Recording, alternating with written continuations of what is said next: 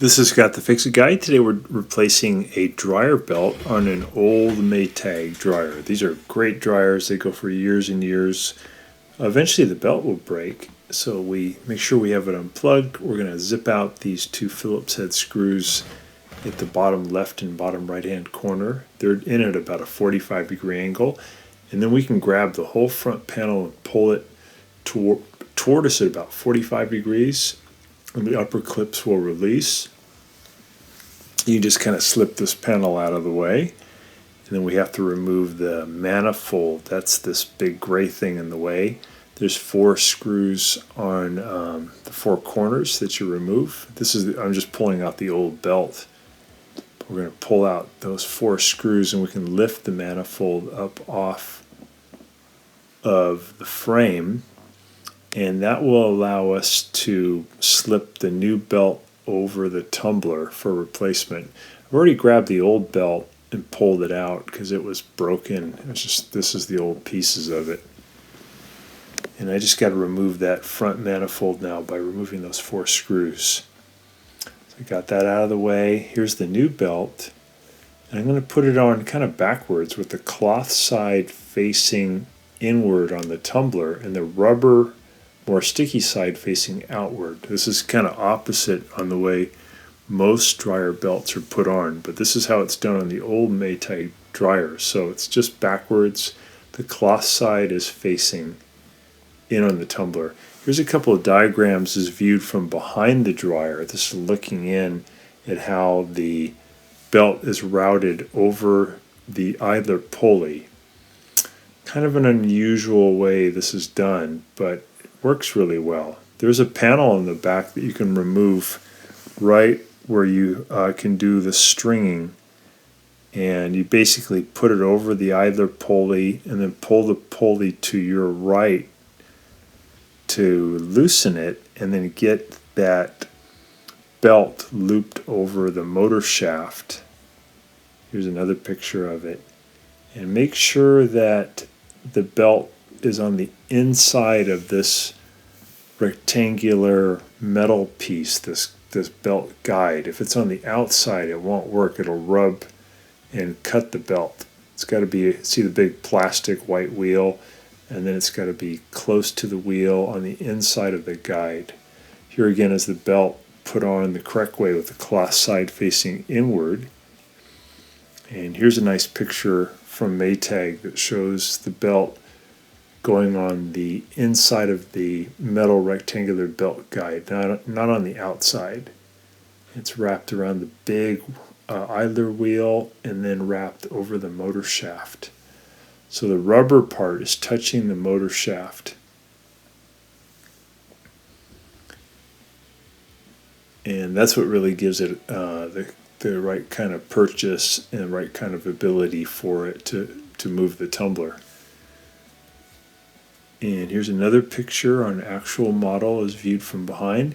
But this is the wrong way, where the belt is going on the outside of that guide, and that'll actually rip the belt. You have to just kind of wiggle the belt around so it's closer to the big plastic idler wheel and travels on the inside of that metal guide. Good. And here's the dryer I was working with. I don't know if you can see with the flashlight. Yeah. How that belt is routed.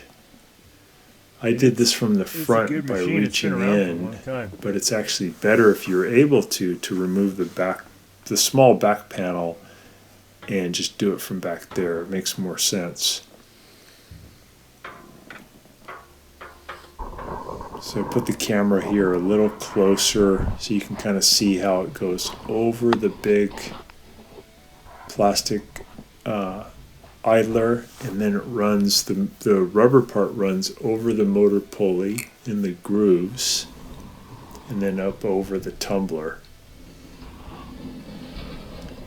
Here's another picture of the belt coming down from the tumbler down over the big idler pulley. So we got the belt routed. We're going to spin the tumbler a little bit, make sure it's on straight. We're going to put the manifold back on, so we get the Teflon guides underneath the tumbler. We lift the manifold up a little bit, and then get it over on the frame, and we're going to add those 4 screws back in to hold the manifold back on. I'd say the only tricky part of this is just routing that belt correctly over the idler wheel and the pulley. And again, if you do it from the back, it makes a lot more sense. Putting those screws back in to hold the manifold on. We want to make sure the filter housing ducting is pushed into the felt ring that's coming off of the blower housing ducting. We'll see here in a second. Sometimes it's hard to slip it in. You have to kind of use like a horseshoe almost to get it back in. See right here, my finger's on the ducting. I want to move this felt back a little bit with a standard head screwdriver to help get the ducting in there tight. You don't want there to be any gap. There we go. I'm going to push it on in. Good, that's tight. Very good. So the manifold's on. Everything's looking good. We're going to put the clips back in the top at about 45 degrees. Push them up in there, and then they should hook in, and then just let it hinge down. And you can put the 2 screws in the lower right and lower left corner. Zip those in. And then you can give it a test. Just make sure when you turn it on that it sounds good, that it's spinning good. Hear any weird sound, it could be that the belt is not routed correctly. And it's okay, just look at the diagram again. Try to do it from behind through the little access panel. It may take a couple of tries. A lot of most other dryers, by the way, it's much easier to route the belt. This is just an old system, an old way that does work, but very few dryers are using this system anymore. So we're going to set the timer. We're going to plug it in. Give it a little test drive.